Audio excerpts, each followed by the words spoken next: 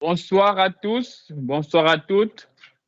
Nous allons enchaîner avec la seconde présentation qui est axée sur la douleur abdominale aux urgences du point de vue de la gériatrie.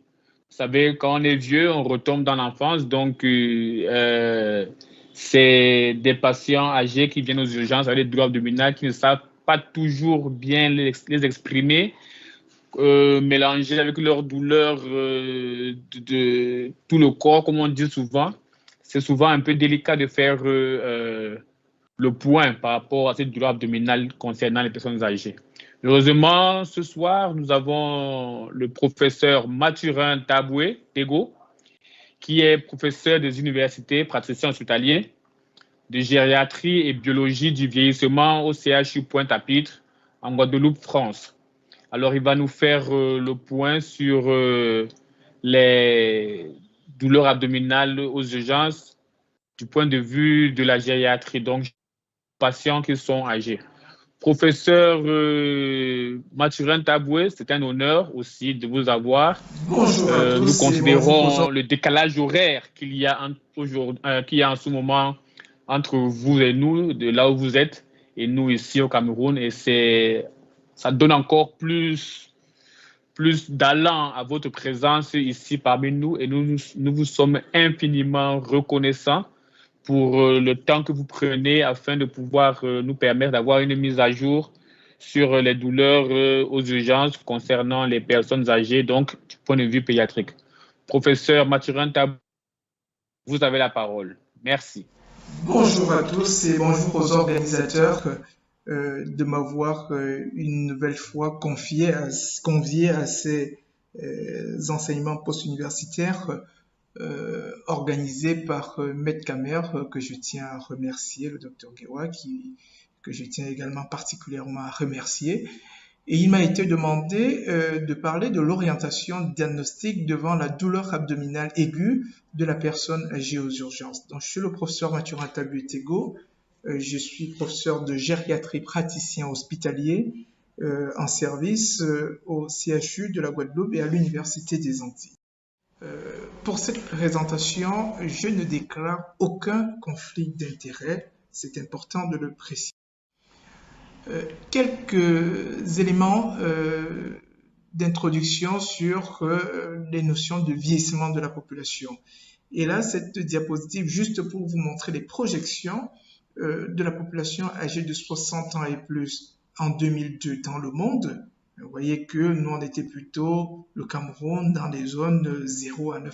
Donc, il y avait très peu de personnes âgées dans des classes en jaune dans ce territoire. Et on voit 50 ans plus tard, la repartition de cette population des 60 ans et plus, avec vraiment une proportion extrêmement importante, dont la population vieillit, y compris en Afrique, puisque le Cameroun passe maintenant dans la zone des 10 à 19% de la population, qui sera à l'horizon 2050 âgée de 60 ans et plus. C'est important de le connaître, puisque tout ça va agir sur les stratégies, va impacter les organisations des systèmes de soins, les organisations des services des urgences.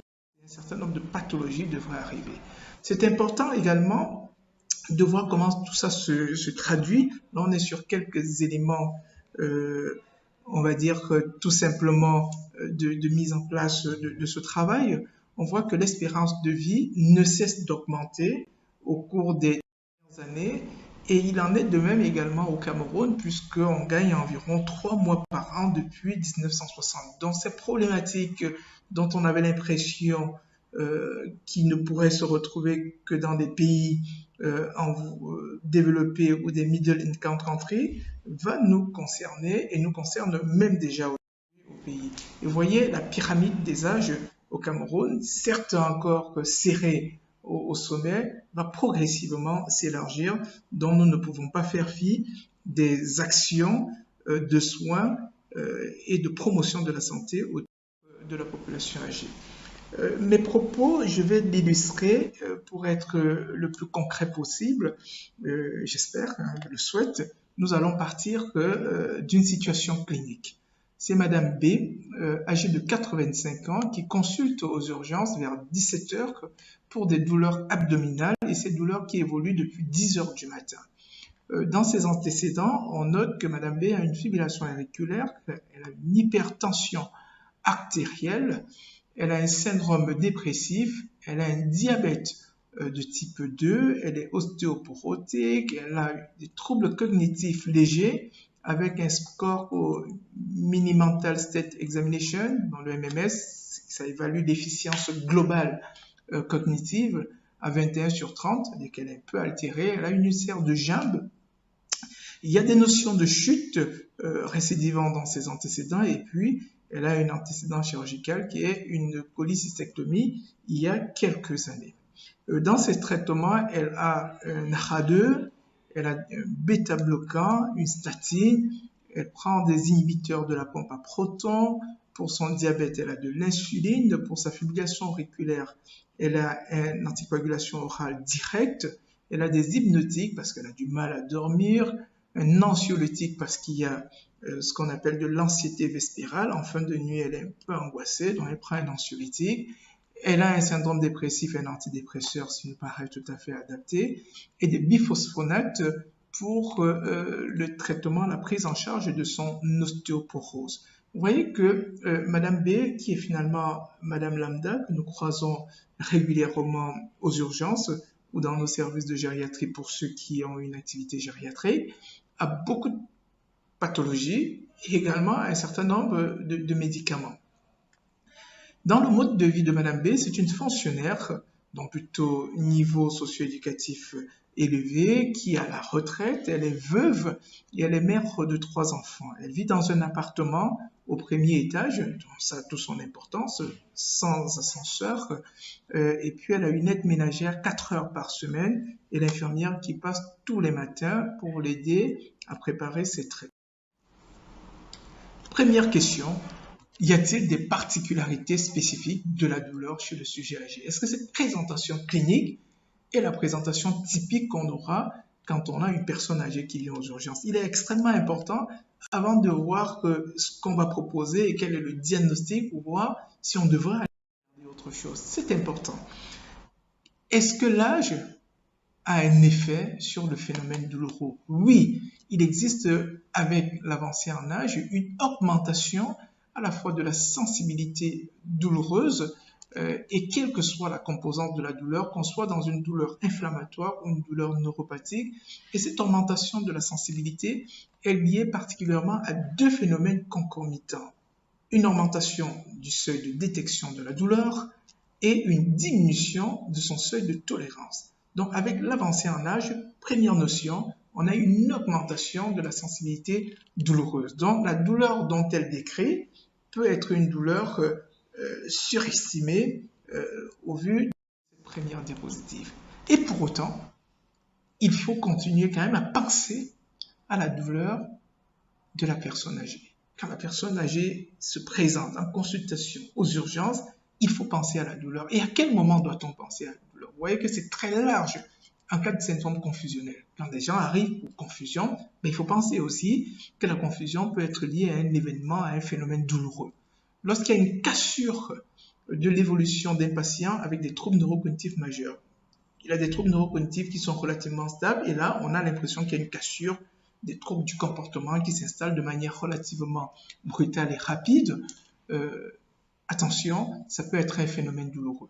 Une personne âgée qui a chuté, ça peut être l'expression d'une chute, la douleur du sujet âgé est devant une perte d'autonomie. Donc c'est important. Vous voyez que le tableau n'est pas tout à fait typique. Le tableau peut être totalement bâtard et devant quelle que soit la situation, quelle que soit la présentation clinique et parfois le motif de consultation de la personne âgée, la question de la douleur doit toujours rester présent à l'esprit. Et comment doit-on faire? Il faut récupérer les informations objectives. Cela va impliquer, si possible, l'aide de l'aidant principal, éviter de la tautologie, du médecin traitant ou de l'ensemble des acteurs du parcours de vie ou de soins de cette personne âgée. Donc, c'est important d'aller chercher ces informations. Et puis, il faut aussi apprendre à connaître les symptômes atypiques ou d'autres symptômes associés à la douleur. Il vient pour une plainte algique ou pour une confusion et il vomit, il a de la nausée. Attention, ça peut être des symptômes atypiques associés à la douleur. Et pourquoi on va s'y intéresser à cela?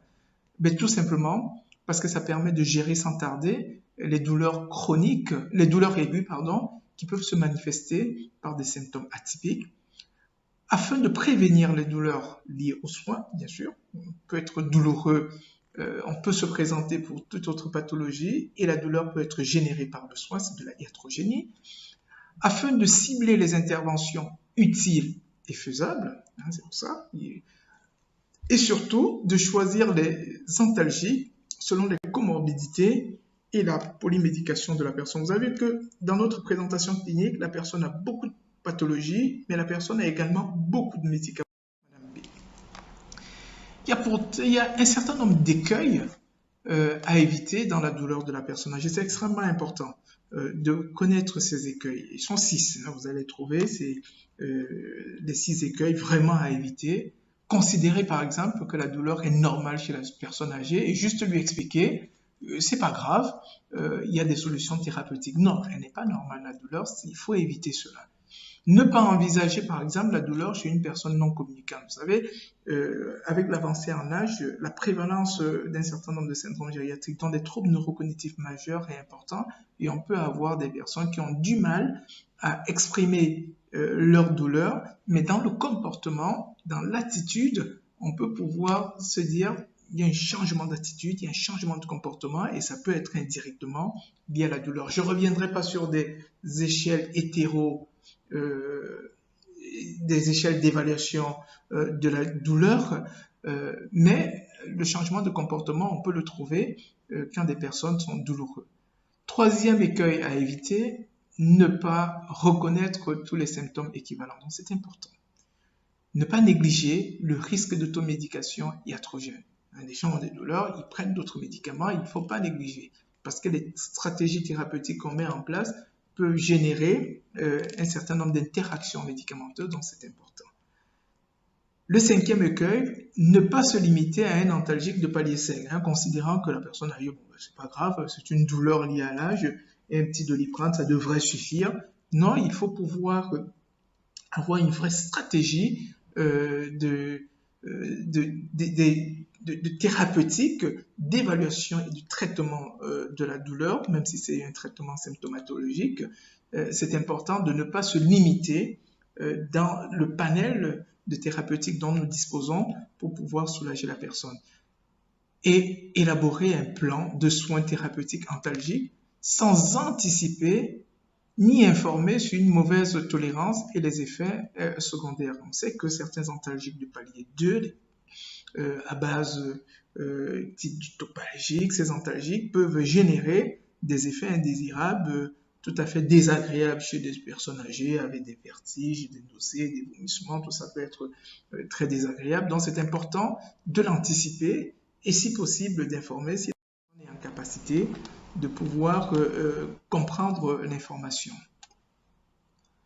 Notre sujet, nous l'avons examiné et au terme de l'examen, on note qu'elle a une douleur abdominale, mais plutôt diffuse. On n'est pas capable, dans les 4 ans abdominales, de dire la douleur est localisée dans tel ou tel cadran.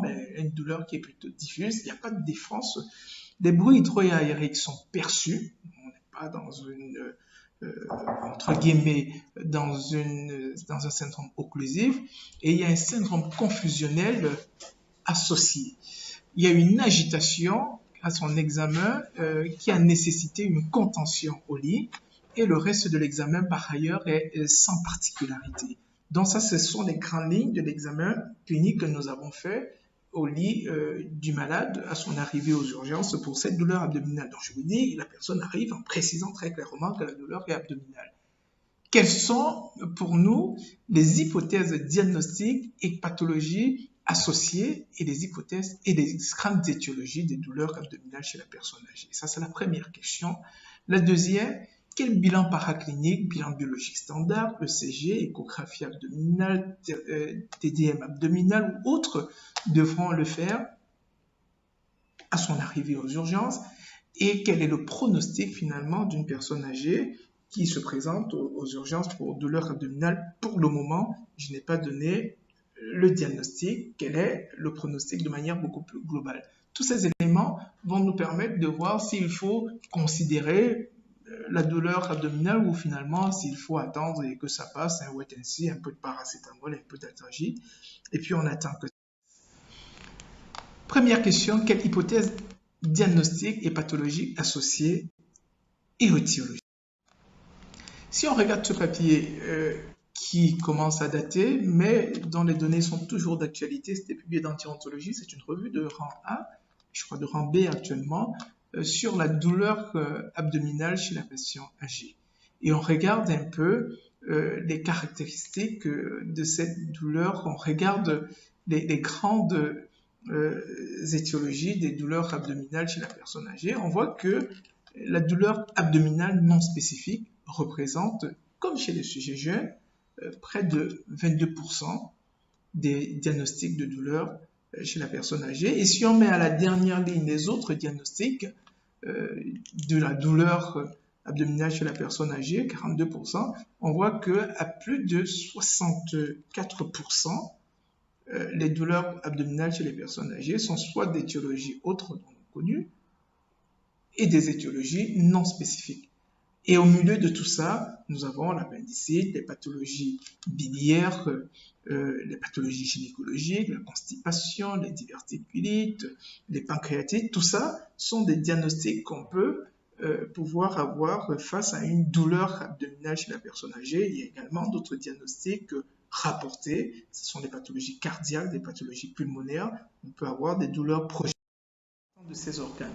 Si on regarde les co-symptômes, les symptômes les plus fréquents associés à ces plaintes âgées chez les personnes âgées, moi j'ai fait un focus sur un certain nombre, c'est les douleurs de l'estomac, des douleurs sur des sites non spécifiques, c'est souvent des douleurs rapportées, la notion de constipation, on dit souvent nous en gériatrie que la personne âgée, c'est pipi caca, hein, je suis constipé, j'ai un globe, ça va générer une agitation psychomotrice et ça va générer des douleurs. Donc il faut, avant d'aller chercher des choses extrêmement compliquées, si les gens ne se présentent pas dans un tableau de choc, dans un tableau de péritonique ou autre, il faut savoir éliminer les douleurs en rapport avec un ralentissement du transit, une constipation ou un globe vésical.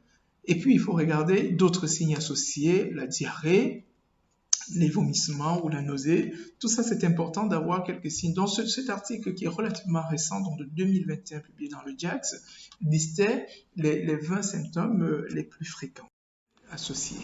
Donc, si on résume les étiologies des douleurs abdominales aiguës chez le sujet âgé, on voit que la douleur abdominale non spécifique est majoritairement élevée. Et après, derrière, on a l'appendicite, on a la cholécystite, et cette personne avait déjà une cholécystectomie. On a des occlusions, qui pouvaient être également une étiologie chez cette personne qui avait déjà une cicatrice abdominale. On peut avoir des urgences gynécologiques, ne jamais ignorer ça. La pancréatite, soit par migration lithiasique, mais la pancréatite également alcoolique est tout à fait fréquent chez les personnes âgées. Hein. Nous, aux Antilles, on en trouve pas mal. Les colines néphrétiques, les ulcères perforés, et des cancers compliqués ou autres diverticules. Donc, ça, ce sont les grandes étiologies, la distribution de ces grandes étiologies des douleurs abdominales chez les personnes âgées, il faut y penser. Et puis, il y a des douleurs projetées, cardiaques, pneumo, qui ne sont pas des choses anodines.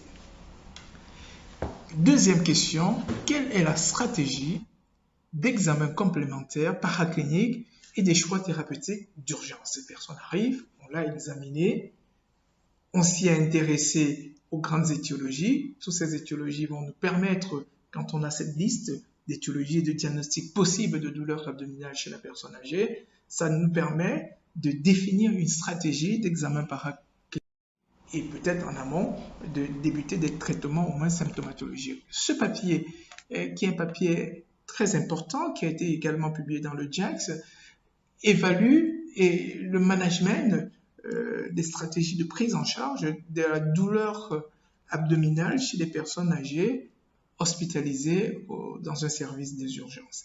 Et il compare un groupe de personnes qui sont présentées sur une période de 2013 à 2017, dans un peu plus de 4 ans, un groupe de personnes qui sont présentées pour des douleurs abdominales, près de 1000 personnes, à un autre groupe de près de 15 000 personnes qui avaient d'autres plaintes algiques.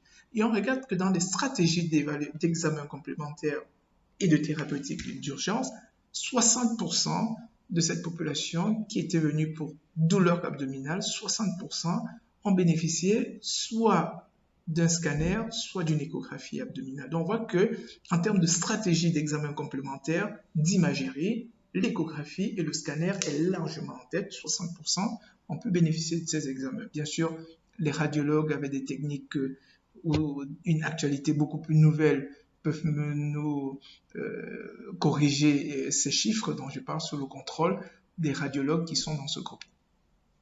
90% avaient des antalgiques, premièrement soulager des gens. Ils ont mal, ils expriment une plainte douloureuse, il faut les soulager.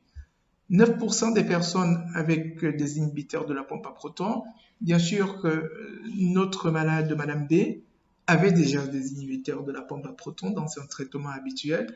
Et puis 90%, près de 90%, ont bénéficié d'un bilan biologique, puisque l'ensemble de ces, que ce soit bilan biologique ou bilan d'imagerie, de ces examens complémentaires, vont nous permettre d'affiner nos hypothèses diagnostiques et tendre au mieux vers le diagnostic, en tout cas l'hypothèse la plus plausible, afin de mettre en place une stratégie thérapeutique la plus adaptée. Et on voit que seulement, je l'ai mis en rouge, 39%, moins de 40% de sujets avec un électrocardiogramme, alors que nous avons appris ça pendant nos études, que la douleur abdominale, jusqu'à preuve du contraire, chez un patient qui est un peu vasculaire, jusqu'à preuve du contraire, devrait faire évoquer un syndrome coronariel du territoire inférieur. Voilà. Donc là, il y avait à peine 40% de sujets qui avaient un électrocardiogramme. Pourquoi tout cela? Pourquoi regarder les étiologies, stratégies d'examen complémentaire? Quel est le pronostic? Et je le dis de manière globale, sans cibler une étiologie particulière. Si on revient sur ce papier que j'ai présenté, la douleur abdominale chez la personne âgée, on se rend compte qu'elle représente globalement un tiers des douleurs, des plaintes algiques abdominales. Représente un tiers chez les sujets âgés qui se présentent aux urgences. Donc c'est quelque chose qui est quand même relativement fréquent. Non seulement elle est fréquente, c'est une pathologie qui est relativement complexe, tant dans sa présentation, vous voyez qu'il y a beaucoup d'atypies de la présentation des pathologies douloureuses de manière globale et de la douleur abdominale également chez la personne âgée, que dans le traitement quand on compare un groupe de sujets âgés et de sujets jeunes. Donc c'est important. C'est quelque chose qui est fréquent, c'est quelque chose qui est complexe à la fois par sa présentation que par les stratégies thérapeutiques. Si on regarde les points clés de ce papier, cette douleur est associée à une morbimortalité importante chez les personnes âgées et pourtant le diagnostic et les hospitalisations fréquentes peuvent parfois égarer le sujet. Donc c'est important de mettre en tête que la présentation ne sera pas une présentation typique avec un tiroir où on ouvre avec les éléments du tiroir pour conduire à un diagnostic de certitude et déployer une stratégie thérapeutique. On a plutôt des atypies et ces atypies vont malheureusement à la fois complexifier l'étiologie, en tout cas complexifier le diagnostic de certitude, et si ça complexifie le diagnostic, les stratégies thérapeutiques peuvent également être difficiles à identifier, on va passer à côté. Quelle doit donc être, au vu de cette complexité, de cette difficulté, notre attitude quand on accueille dans un service des urgences une personne âgée qui se plaint de douleur ou qui est confus ou qui a chuté? On a vu que tout ça peut être l'expression de la douleur chez la personne âgée, y compris même de cette douleur. Il y a une indication avant de dégainer des thérapeutiques, l'envoyer au blog parce qu'on pense, je ne sais pas, à une péritonite, sauf si on a des éléments bien sûr de certitude clinique ou paraclinique, il est important, dans tous les cas de figure, de réaliser une évaluation gériatrique. C'est souvent le rôle des gériatres dans les services d'urgence. Ils viennent faire de l'évaluation et ce qu'on appelle des évaluations ou pré-thérapeutiques une fois qu'on a le diagnostic et qu'on doit déclencher. Si la thérapeutique est invasive, c'est important d'avoir une carte d'identité réelle de la personne âgée. Pourquoi on va faire cette évaluation? Parce que le sujet âgé, c'est un individu complexe. Il peut avoir des problèmes de marche, de chute, d'autonomie, la fonction sensorielle, l'état nutritionnel, son statut cognitif, thymique, la polymédication, les comorbidités multiples, l'âge en soi, chronologique du sujet ne va pas référer, ne reflète pas totalement son espérance de vie ou surtout ses réserves fonctionnelles. À l'heure où, avec le programme de soins intégrés de l'OMS où on parle de programme ACUP, ce qui est important, ce sont les réserves de la personne, les capacités intrinsèques de la personne, dont l'âge chronologique ne reflète pas totalement son espérance de vie ou ses capacités. Et l'évaluation gériatrique va nous permettre d'identifier des syndromes gériatriques. Ces syndromes gériatriques, ce n'est pas des maladies, hein, c'est des syndromes, c'est une association de symptômes. Et c'est important parce que ces syndromes gériatriques sont prédicteurs d'événements de santé défavorables. Je me présente aux urgences avec ma douleur abdominale. Si à côté j'ai un environnement social qui est peu favorable, si je suis chuteur, si j'ai des escarres, si j'ai eu des épisodes de confusion, si j'ai une vulnérabilité sociale, mes syndromes gériatriques, l'ensemble de ces syndromes gériatriques multiples peut être associé à des événements de santé défavorables, sont des marqueurs pronostiques et qui doivent être pris en compte dès qu'on définit les de soins chez la personne âgée. Parce que une fois que tout ça est mis, une fois qu'on a cette démarche, il faut à la fin prendre une décision. Et la prise de décision, allez, cette personne, c'était finalement une occlusion sur bride, il faut l'envoyer au bloc, il faut l'opérer pour éviter des complications.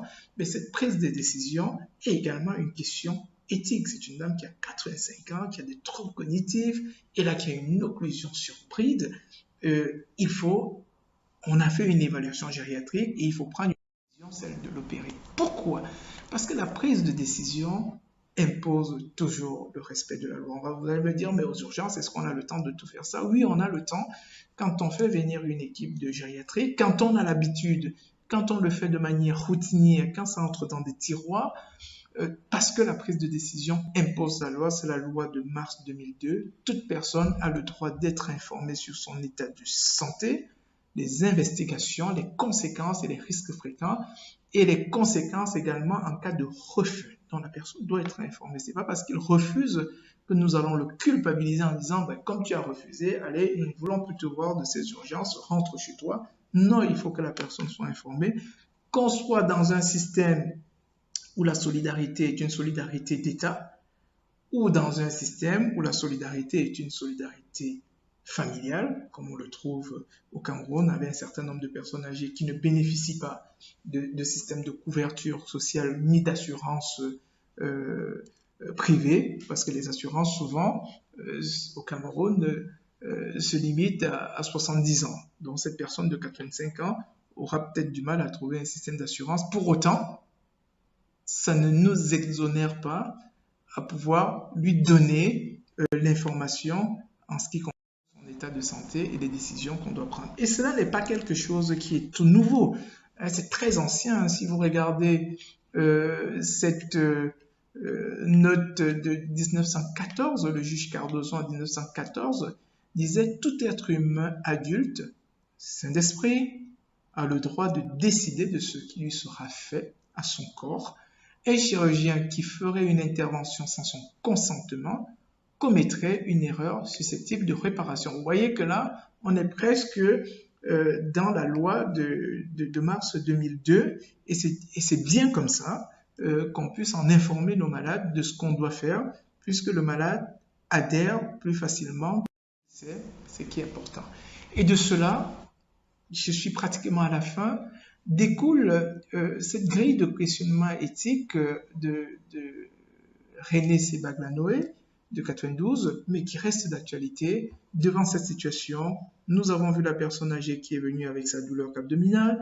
Il y a un certain nombre de spécificités chez la personne âgée parce que la personne âgée, elle est complexe, parce que la personne âgée, elle est hétérogène. Les étiologies sont multiples et diverses. Des stratégies d'examen complémentaires doivent suivre une certaine cohérence, y compris les stratégies des thérapeutiques. Et si on a un diagnostic et qu'on évoque des traitements invasifs, il faut un questionnement éthique. Et la grille du questionnement éthique de René Sebaglanoé, moi je l'aime bien, moi je l'utilise depuis plusieurs années, c'est 11 questions. Quelle est la maladie principale du patient? Quel est son degré d'évolution? Quelle est la nature de l'épisode actuel surajouté? Est-il facilement curable ou non? Y a-t-il eu répétition récente d'épisodes aigus rapprochés ou une multiplicité d'atteintes diverses? Que dit le malade s'il peut le faire? Qu'exprime-t-il à travers son comportement corporel et sa coopération aux soins? Quelle est la qualité de son confort actuel? Qu'en pense la famille? Qu'en pensent les soignants qui le côtoient le plus souvent? C'est important, ce questionnement, pour nous aider à pouvoir prendre la décision. Et la prise en charge de la douleur du sujet, la douleur abdominale du sujet âgé aux urgences doit suivre à peu près ce cheminement avant d'arriver à des stratégies de soins invasives. En conclusion, la douleur abdominale chez la personne âgée est associée à une morbimortalité très élevée. Il existe encore malheureusement aujourd'hui une grande variation dans la pratique et dans son management. La prise en charge n'est pas totalement standardisée, tout simplement parce que la présentation est atypique, donc on a du mal à standardiser, mais ça c'est très fréquent dans les soins chez la personne âgée. La complexité, cela peut s'expliquer à la fois par la complexité sémiologique, physiologique, en rapport avec le processus du vieillissement, et tous ces éléments, toutes ces dimensions doivent être prises en compte quand on examine, quand on met en place une stratégie d'examen complémentaire et une stratégie thérapeutique chez la personne âgée qui se présente aux urgences des douleurs. Je vous remercie pour votre attention.